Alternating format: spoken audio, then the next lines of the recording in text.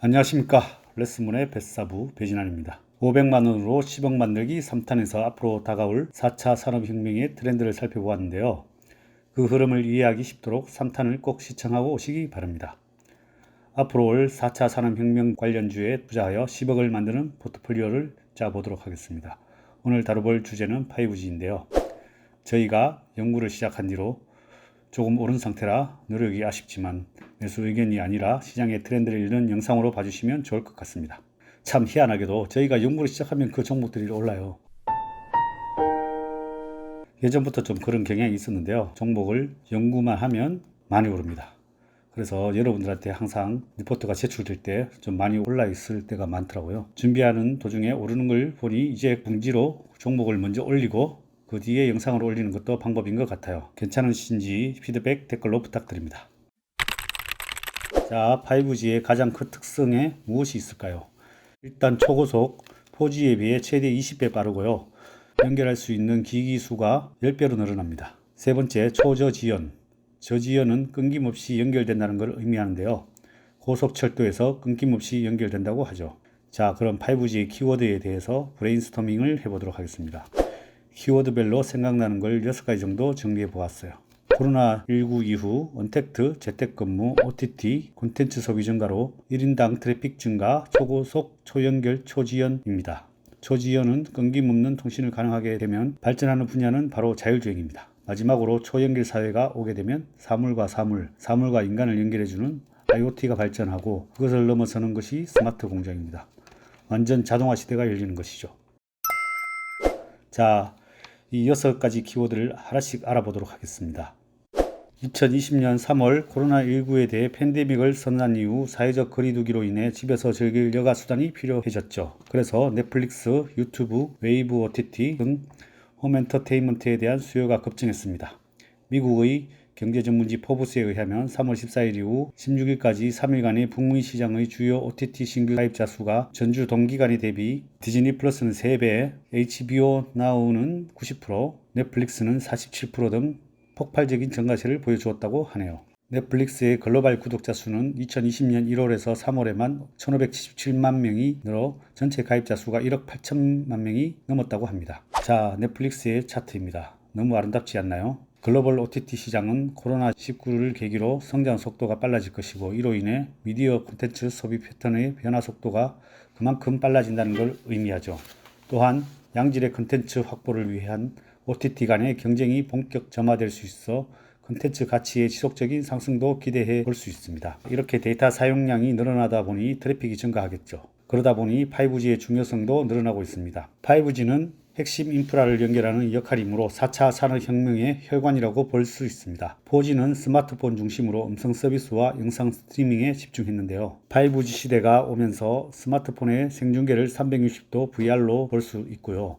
홀로그램 통화도 가능하게 됩니다. 또한 초저지연, 끊기지 않는 연결이 가능하게 되어 차들끼리 연결되는 커넥티드카가 본격화됩니다. 이렇게 되면 자율주행차가 나오게 되겠죠. 우리나라의 경우 규제가 LV3로 변경되어 제한적인 자율주행까지 허용되었으니 완전한 자율주행까지도 얼마 남지 않았습니다. 코로나 확산 방지를 위해 사회적 거리두기와 함께 언택트의 중요성이 부각되고 있죠. 금융, 교육, 진료 등 다양한 영역에서 언택트가 유행하고 있으며 이미 소비시장을 주도하고 있습니다. 이러한 흐름은 사회적 트렌드로 자리 잡을 것으로 예상되는데요. 이는 단순히 소비시장에만 적용되는 흐름은 아닐 것으로 판단됩니다. 우리가 생각지 못한 공장에서도 언택트의 중요성은 강조되고 있습니다. 제품 생산 과정에서 근로자 간 접촉을 최소화하고 궁극적으로 자동화율을 높여 인력 없이 공장이 스스로 판단하고 생산할 수 있는 방향으로 공정이 개선될 것입니다. 우리는 이미 코로나19로 인해 셧다운이 되어 생산에 차질을 경험했죠. 이제는 스마트 팩토리에 대한 관심이 높아질 수밖에 없을 것입니다. 스마트 팩토리는 영상이 길어지는 관계로 다음 영상에서 자세히 다뤄보도록 할게요. 자, 오늘의 메인입니다. 초연결 사회가 시작되고 모든 정보들이 노출될 위험이 높아지면서 보안에 관한 문제가 부각되고 있습니다. 슈퍼컴퓨터로 1만 년 걸리는 문제를 양자 컴퓨터로 200초면 풀 수 있다는 논문이 나와서 전 세계에 큰 충격을 주었죠. 이전에도 빠른 속도로 발전하는 양자 컴퓨팅이 수학으로 된 기존 암호 체계를 무력화할 것으로 예상은 있었습니다. 기술 혁신으로 새롭게 태어난 무시무시한 창과 새로운 방패가 양자 암호 통신입니다. 기존의 일반적인 암호키 기술은 수학적으로 풀기 어려운 소수를 활용하거나 송수신자만 알고 있는 비밀키를 사용했습니다. 고성능 컴퓨터를 1600대를 병렬로 연결해 제작한 슈퍼컴퓨터로 129짜리 숫자를 소인수분해하는 데 8개월이 걸리지만 양자 컴퓨터는 수시간 만에 이를 가능하게 한다고 합니다. 양자 암호통신은 양자가 복제가 불가능하다는 특성, 즉 복제 불가 원리에 의해 양자학적으로 그 안정성을 보장하는데요. 빛 알갱이 입자인 양자의 특성을 이용해 매번 다른 암호키를 생산할 수 있기 때문에 송신자와 수신자가 매번 다른 암호키를 이용할 수 있게 되는 것입니다. 이때 송수신자가 아닌 제3자가 끼어들어 복제하거나 건드리면 정보가 아예 바뀌기 때문에 해킹할 수 없는 무적의 암호키가 되는 것입니다. 사용자 기기에 저장된 정보를 무작위의 수로 암호화해 해킹 가능성을 차단하는 것입니다.